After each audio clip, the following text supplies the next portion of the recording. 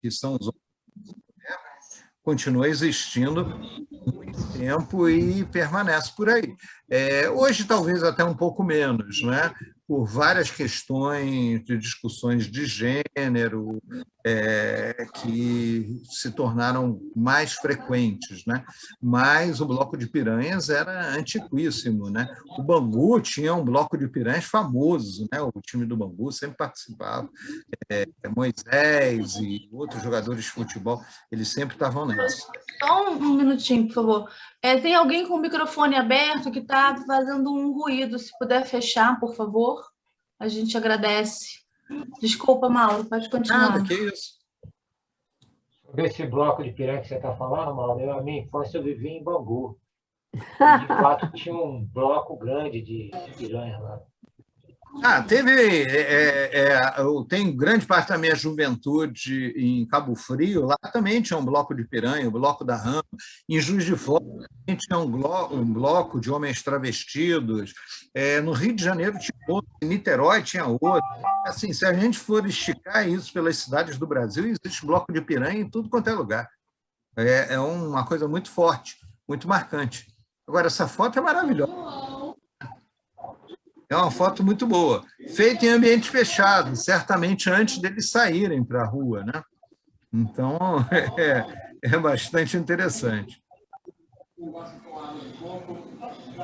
Teve um autor que foi muito importante, de certa maneira, e no Carnaval, uma figura extremamente polêmica, mas que teve uma participação muito grande.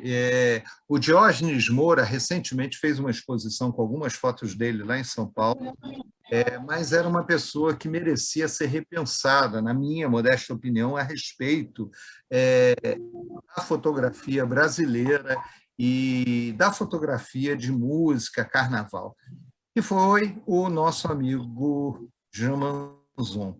Jean Manzon tinha enormes qualidades e algumas características nem tão extraordinárias assim, se dizer. E ele foi uma figura muito marcante no Carnaval, e ele foi um autor que trabalhou muito com uma certa encenação fotográfica, que não era declarada, né? Isso ele fez inúmeras vezes, né? Em trabalhos deles com população indígena, dentro do Carnaval. Só que, de uma maneira ou de outra, ele deixou um material fotográfico muito interessante, muito respeitável, né?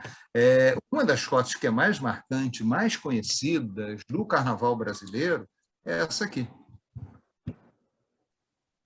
que foi uma série que ele fez para a revista Cruzeiro em 1940. A Carmen Miranda, e que são algumas fotografias, foi uma série extraordinárias. Isso, na realidade, tem um recorte, a fotografia mesmo é essa aqui. E o Jean Manzon foi muito brilhante em termos fotográficos nesse sentido. Ele montava fotografias, não tenho dúvidas disso. As fotos indígenas dele, né? Algumas pessoas me chamaram a atenção, né? A respeito de algumas fotos que ele fez de populações indígenas, absolutamente encenadas, absolutamente encenadas. Só que ele conseguiu, dentro dessas fotografias de Carnaval, um material fabuloso, e a ponto de que essa é uma das fotos mais icônicas do Carnaval brasileiro. E mesmo que não tenha nem sequer sido feita no Carnaval, isso não importa, mas a figura de Carmen Miranda é muito associada a essa questão dessa carnavalização mesmo, né? E foi uma foto extraordinária. Ela, vamos também dar o crédito a ela, é uma atriz extraordinária e posava de uma forma magnífica. Essa moça de 1,50 m ou um pouquinho menos. Ela realmente foi genial nesse trabalho fotográfico dela. Aqui é a capa da Cruzeiro, que eu discordo, assim, se eu fosse editor, discordaria totalmente da escolha dessa fotografia, né? Mas, enfim, os critérios eram outros, a cabeça era outra, né? Belial, uma foto colorizada? Com certeza. Com Colorizada certeza, mesmo. foi pintada, com né? pincel, inclusive. Foi colorizada com pincel, exatamente. Agora, Cruzeiro foi realmente um manancial e, felizmente, grande parte ou a totalidade foi preservado, né? Então, é muito importante a gente ter esse acervo da Cruzeiro, que está lá no estado de Minas, né? Recentemente, uma colega minha, a Beth Formagini, diretora de cinema e produtora e pesquisadora, ela preparou e vai entrar no ar daqui a pouquinho uma série de episódios, que eu não sei agora qual TV fechada vai mostrar, não sei se é o Arte 1, se é o Curta, a respeito da fotografia do Cruzeiro, com depoimentos de vários desses profissionais que trabalharam no Cruzeiro que ainda estão vivos, né? E que parece que vai ser bem interessante, né? Então, é essa a importância da gente manter os acervos, né? Para revisitar, repensar e estabelecer também determinadas noções do que é um país, do que é a produção fotográfica de um país. Isso, o Cruzeiro, pelo menos, está em melhor situação do que a revista Manchete ou o Jornal do Brasil. E mesmo grandes que a gente tem hoje, desculpe eu estar sendo meio monotemático nessa história dos acervos, mas quando a gente vê foto antiga, é um pouquinho difícil deixar de falar. Eu soube há algum tempo atrás, né, que o Globo cometeu assim uma heresia monstruosa, né, porque eles guardavam todos os negativos das fotografias que eram feitas e simplesmente há cerca de 4 ou 5 anos eles começaram a descartar parte desse acervo e seguravam 5, 10 fotos de cada reportagem e o resto foi descartado. Descartado significa o quê? Foi perdido para sempre. Isso foi uma coisa muito chocante. Então, assim, a gente realmente tem um problema de memória terrível. Que bom que a gente ainda tem parte, ou grande parte, do Cruzeiro. Aqui só para vocês verem um pouquinho mais do trabalho do Monzon, para vocês entenderem essa dimensão, né? Mais uma foto dele, evidentemente montado e posado, com as folionas se preparando para o carnaval, também saída na revista Cruzeiro. E aqui, só para a gente ter uma dimensão do trabalho fotográfico dele, além da questão do carnaval, né? Essas fotos que ele fazia em várias das suas viagens, Brasil afora, né? No momento que a fotografia ainda não tem uma autoria muito definida, Jean Monzon assinava suas fotografias. Isso era uma coisa clara, né? Essa colhedora de açúcar é uma belíssima foto da coleção Pirelli MASP. Essa aqui é uma delícia. Vocês veem, um fotógrafo dos anos 40 e 50 que também tinha uma perspectiva que não era simplesmente comercial, ou mesmo da notícia do dia a dia, né? Ele tinha algumas sacadas realmente extraordinárias. E aqui ainda essa capa de carnaval. Ou essa foto de Lita Martins. E aqui a gente vai começar a ver um pouco dessas capas também, né? Eu acho essa capa lindíssima, eu não sei quem é o autor, não é identificado, dessa revista de 1954. Dentro do Teatro Municipal.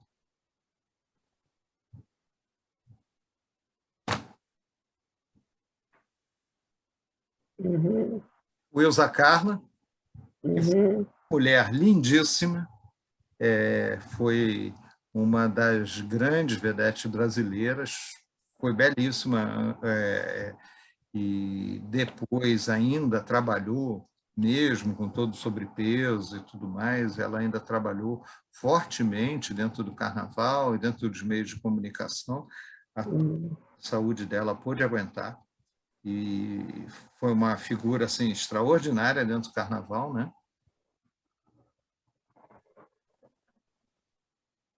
Essa daí que... A Jenny Mansfield. A Jenny Mansfield foi conhecida, era muito conhecida pelos seus seios grandes na época, perto dos seios aumentados hoje em dia, né? Chega a ser um seio reto, né? Mas a Jenny Mansfield também veio participar dos carnavais do Rio de Janeiro, porque os carnavais aqui se tornaram um evento internacional desde aquela época, desde os anos 50 e 60 já eram um evento internacional. E com a presença de grandes figuras desse jet set, desse mundo Hollywood, né? Do cinema europeu também. E Jenny Mansfield veio aqui para cá também.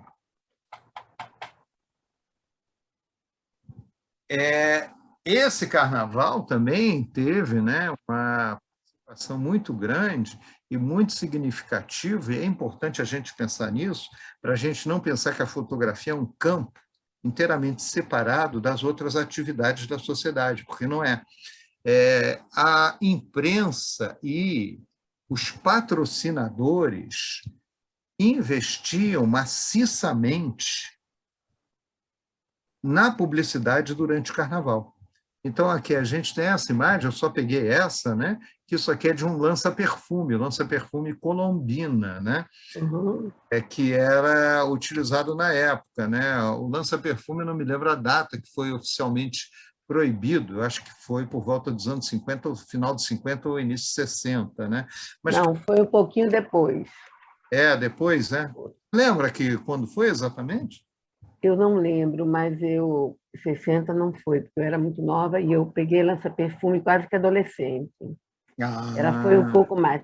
Ela parou, ela começou a ser muito condenada porque as pessoas cheiravam muito, né? E depois vieram as lolós, como eles chamavam, que é uma imitação da lança-perfume, eram todas fabricadas na Argentina, Colômbia. Aí foi o abuso do cheiro, né? Todo mundo enchia o lenço, cheirava e as pessoas ficavam muito loucas.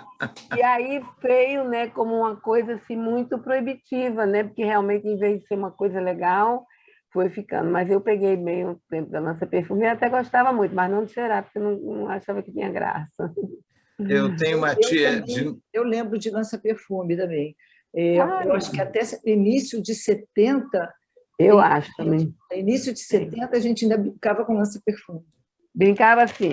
E na rua se brincava com as crianças enchendo essas coisas de água para molhar as pessoas, como foi lá antigamente, né? Lá como você contou a história, né? Tinha o pó, né? Tinha como é que chama? Jogar talco, né? Era toda uma coisa meio... Bem que eu não sei de onde é que veio e fazia aquela confusão. Depois foi diminuindo e foi acabando. Olha, a Ana de Figueiredo colocou aqui que a proibição de lança-perfume foi num decreto de 18 de agosto de 1961, que proibia a fabricação, o comércio e o uso em todo o território nacional. Mas isso foi proibido, né, meu amor? Mas todo mundo usava, né? Usava, comprava importado. Claro que comprava importado. Da Argentina. Geladinha nas costas, quando comprava nas costas. Não, ela foi proibida, mas continuou aí. Comprava aí no Mercado Negro. Mas esse decreto aí da proibição do lança-perfume foi do Jânio Quadros, que ficou famoso. O Jânio Quadros proibiu a briga de galo, o lança-perfume e, se não me engano, o desfile de biquíni na praia. Biquíni. Biquíni na praia, Copacabana. Hein? Biquíni na praia. Não, mas eu acho que o desfile das misses, né, de biquíni. Aí eu não sei, mas eu sei que do biquíni na praia, sim. Não, o fato é o seguinte, né? Caiu. O lança-perfume resiste até hoje, né? Até hoje se encontram universitárias e aquela Rodolube, eu esqueci agora como é que chama, de metal. até hoje existe no Carnaval do Rio de Janeiro. É só procurar que alguém encontra, né? Está sendo vendido. Aparentemente de fabricação argentina, sempre dizem. Isso, Argentina. Né? E o Loló, então, o Loló continua firme e forte por aí. Né? Isso Lógico. não tem jeito, né? Não tem jeito. Mas o que é importante dizer nessa história toda, por isso que eu coloquei isso, é que o Carnaval e a fotografia de Carnaval não estão isoladas dentro de uma produção muito maior. É uma produção industrial, uma produção de serviços, uma economia ligada ao Carnaval que vem desde lá de trás, que ainda, se naquele momento era feita de uma forma mais incipiente, o fato é que isso só foi crescendo a chegar aos níveis que chegou nos últimos 30 anos, ou 40 até. Uhum. Vou avançar aqui. Essa foto eu acho uma delícia. Pode não parecer hoje, dentro de vários aspectos, politicamente correta, mas essa foto do Butterroll é de uma graça, de uma felicidade assim, maravilhosa, na minha opinião. Não sei vocês em relação a ela, né? Mas eu acho ela de uma luz muito simpática. O que vocês acham? Eu queria ouvir a opinião de vocês, moças. Então, eu gosto muito. É o marinheiro, né?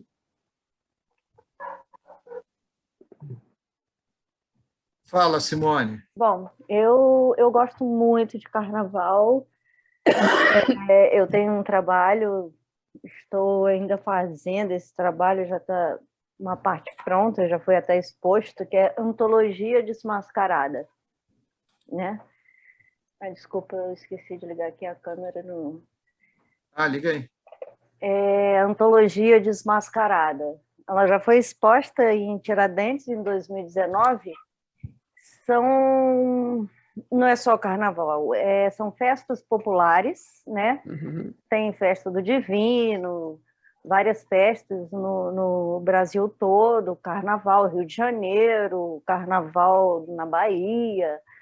Então, eu sou meio suspeita de falar de carnaval, porque eu entro no meio da multidão e vou fotografando. Né? E quando você está com uma câmera, parece que aproxima as pessoas e elas posam para você, né? E tem os momentos assim que as pessoas não veem, mas eu prefiro que elas posem para eu poder, por exemplo, fazer esse trabalho, né? Que é a Antologia Desmascarada. E é um momento em que ou as pessoas colocam máscaras, né, para tirar aquele do dia a dia, ou elas vão de cara limpa mesmo para mostrar realmente que elas são. Eu já participei do Bola Preta, Boitatá, desfile Rio Branco, no Rio de Janeiro. Eu fui no primeiro trio elétrico de Caravelas, eu devia ter o quê? Nossa, nem sei, 12 anos. Meus primos eram músicos e criaram o primeiro trio elétrico. E eu ia no carro com eles, minha mãe, pelo amor de Deus, vem almoçar, vem comer, vem... E eu ficava até o final. E depois, adorava fotografar, eu só queria brincar mais do que fotografar na época, né? E eu gosto muito. E eu tenho esse trabalho também de fotografia de carnaval, especificamente. Né? Eu tenho também. Eu acho maravilhoso. Alegria, eu já fui no Bola Preta, sem câmera, sem fotografia, mas nos outros eu fotografei. No meio do povo tinha também a Orquestra Voadora, vários blocos, já fui em vários blocos, né, no Rio. Já faz tempo que eu não parti, imagina agora, depois de pandemia, nem saio mais. Mas é isso, eu acho maravilhoso. É alegria, é brasileiro, não sei, não é só Rio de Janeiro. Não é só Rio de Janeiro. Não, tem o Brasil inteiro. Essa mistura toda de raças, em todo lugar. Legal. Simone, voltando a essa foto, tem duas coisas assim que me chamam muita atenção nela.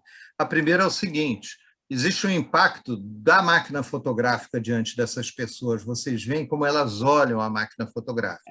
E a segunda, dessa menina, que ela levanta a parte de cima, eu não sei como se chamava isso, se era um bolero ou não, se era, eu vou chamar com o nome normal aqui agora, atual, né? E americanizado, fazer o quê? Um top, né? Que ela puxou isso para cima e ela levanta a saia dela. Enquanto todas as pessoas sequer estão olhando para ela, elas olham diretamente para o fotógrafo. Isso, para mim, tem um monte de complicações aí, né? E a felicidade, a cara de alegria dela fazendo isso, né? E que é uma coisa que depois a gente vai ver umas outras imagens aqui, que vai falar um pouco a respeito dessa exposição do corpo feminino. E eu queria que vocês pensassem um pouco a respeito disso, né? Porque são umas questões, para mim, bastante fortes, bastante significativas, e que o Gauthierot, que é esse grande fotógrafo, ele deu um clique, um instantâneo, que eu também penso até que ponto isso é instantâneo, né? É maravilhoso, fabuloso, porque eu não sei até que ponto também tem a participação do fotógrafo aí, no sentido de dirigir essa fotografia. Realmente não sei, não posso afirmar, mas é que é tão extraordinária que eu penso que tem uma direção aí de alguma maneira. O que vocês acham? Fabrícia, olha, você acharia? O meu trabalho, eu andava no meio do povo, na Rio Branco, no Boitatá, no Orquestra Voadora. As pessoas posavam, paravam na minha frente, posavam. Eu tinha que apertar o botão, eu tinha que clicava, né? Não sei. O fato dela ter se arrumado para fazer a foto, você falou que ela puxou, eu não tinha nem reparado, mas realmente ali tá até os caídos assim, da fantasia dela. Então, não sei, as fotos do meu trabalho são realmente posadas, né? As pessoas param na minha frente, dão um sorriso, inclusive para um fotógrafo para tirar a foto minha e eu tiro foto dele. E esses outros também bem naturais, casais, posavam na frente e eu tirava foto. Eu não tenho muita dúvida aqui, Simone, que acho que houve uma pose. As figuras estão estáticas. Eu também. Tirando esse da frente aqui, que está tipo segurança. Mas não é segurança, ele está com a roupinha. Fala, Jorge, era você que ia falar? Isso, sou eu. Deixa eu abrir Deixa eu parar aqui. Eu tenho a primeira impressão que essa foto foi dirigida. O olhar deles, a posição da câmera. Ele está agachado, né? Ela me passa muito uma foto dirigida, muito olhar ao mesmo tempo, para parada. Ela é maravilhosa, né? A vida dela é maravilhosa. Mas a sensação que eu tenho é que foi uma foto dirigida.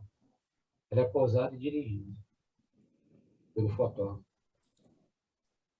Mas, Jorge, será que há tempo disso? Tu já saiu em bloco no meio? Não dá tempo de... Eu acho que é muito rápido para ser dirigida, né? Para você parar um movimento desse carnaval, as pessoas mudam muito a expressão. Eu acho que eles olharam só para o fotógrafo e...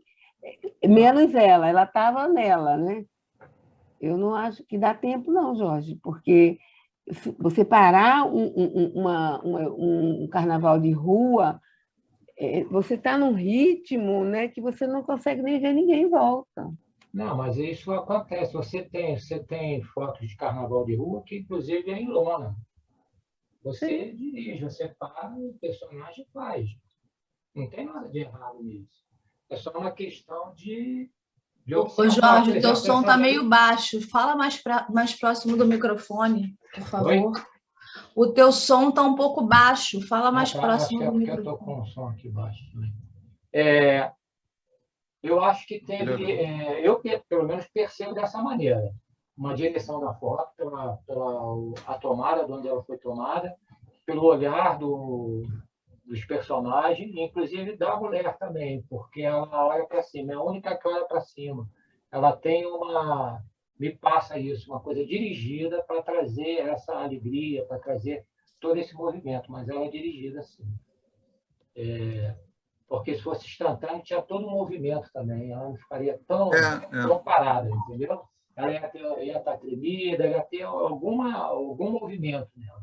E ela está muito estática. Fala, Oscar. É a minha impressão. Não, eu já penso um pouquinho, boa noite a todos, eu já penso um pouquinho, tudo bem, ela pode estar um pouco dirigida, mas acho que pela posição que ele está agachado, então ele abaixa assim, deve esperar alguma coisa, as pessoas de repente olham para ele abaixado e a mulher não está nem aí para ele, está... Me acho, então, exatamente. Eu acho que não é uma foto dirigida, não, eu acho que pode ele estar abaixado assim, ter parado em frente, de repente chamar a atenção de todos, entendeu? E ele clicou a foto, entendeu? Eu acho que eu vejo por aí. Eu não vejo uma foto dirigida, e a mulher não está nem aí, a mulher está curtindo, entendeu? Eu também acho, ela está aí, uau, também acho. O que eu tentei dizer foi exatamente isso. No carnaval, as pessoas estão tão felizes, né? Querendo mostrar aquela alegria. E te ver com a câmera, elas param e posam. Eu não dirijo nada, eu não dirigi. Esse trabalho eu não dirigi nada. Tirando uma foto não é nem Pirinópolis, de Araguá, que é o diabo tocando trombeta, que eu vi um muro azul e ele estava com uma roupa azul e vermelha. Você pode ficar nesse muro? A única foto que eu dirigi foi essa. De resto, Carnaval do Rio de Janeiro, as pessoas te veem andando na frente, elas param e posam. Eu não dirigi nada, eu só apertei o botão. É mais ou menos isso, né? Eu acho que ela já estava com esse alça abaixada e viu o fotógrafo e ele levantou a saia. Não sei. É muito complicado isso. É uma percepção, né? Vamos avançar. Vamos continuar. Essa é uma foto do Jorge Rax. Você conheceu o Jorge Rax, Belial? Desculpa eu ficar te enchendo o saco, mas... Não, estou tranquilo, estou adorando ouvir vocês. Tem que aproveitar que o Belial está aqui para a gente explorar ele, né? Não, porque o Belial é a única pessoa da mesma faixa etária que eu. Então, eu sou um pouquinho mais Matusalém que você. O Jorge Rax, ele era um húngaro de origem, né, nascido na Hungria, mas brasileiro, né, morou aqui a vida inteira. E ele era crítico de arte da revista Visão. Meu pai, que foi jornalista, trabalhava na Visão e eu frequentava a redação, assim, início de adolescência. E ele e um outro fotógrafo húngaro, que era fotógrafo da revista, chamava George Gaffner, foram as pessoas que começaram a me dar as primeiras instruções sobre fotografia. O Rax, pelo lado estético, histórico, né, conceitual da fotografia, e o George Gaffner pelo lado técnico, né, tinha um laboratório lá na redação. Para você ter uma ideia, a redação da Visão nessa época era o Ziraldo, o Antônio Calado, o Zuenir Ventura, eram essas pessoas. E o Rax era o crítico de arte. E ele também montou um curso de fotografia no Museu de Arte Moderna, que várias pessoas, o Milton Guran, várias pessoas, o Januário Garcia, eram alunos lá.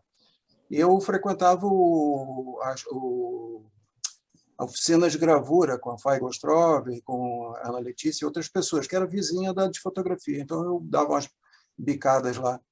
Mas essa fotografia dele eu nem conhecia, não. Unidos da Tijuca, olha só. Pois é, isso na favela. Isso é na favela, ali no Borel. E a dificuldade, Belial, é encontrar fotos do Jorge Rax. Pois é. O Jorge Rax foi um cara que foi muito importante porque ele ensinou o modernismo da fotografia no Brasil, né? O Belial me corrija se eu estiver errado, ele foi muito importante nesse sentido. Ele tinha essas fotografias de escolas de samba. Agora, que são uma dificuldade de encontrar, e por isso essa baixa qualidade, né? essa baixa resolução dessa fotografia, porque simplesmente são muito difíceis. Só que ele foi e ele se interessou em acompanhar o Carnaval do Rio de Janeiro.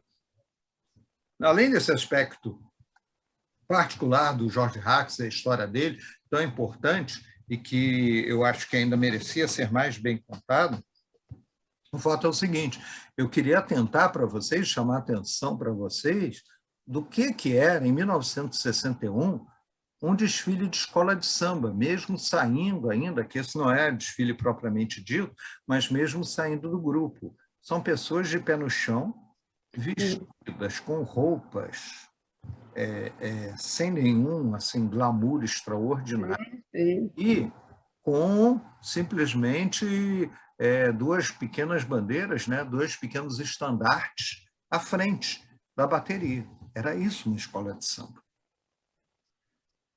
Era uma coisa muito diferente do que a gente conhece hoje, dessa espetacularização da escola de samba. Mas ainda, é uma coisa que a gente está fazendo aqui, algo que é um pouco cortado, né? Eu até selecionei, mas eu acabei preferindo não falar disso, porque isso seria, não daria para ser um bate-papo, né? Uma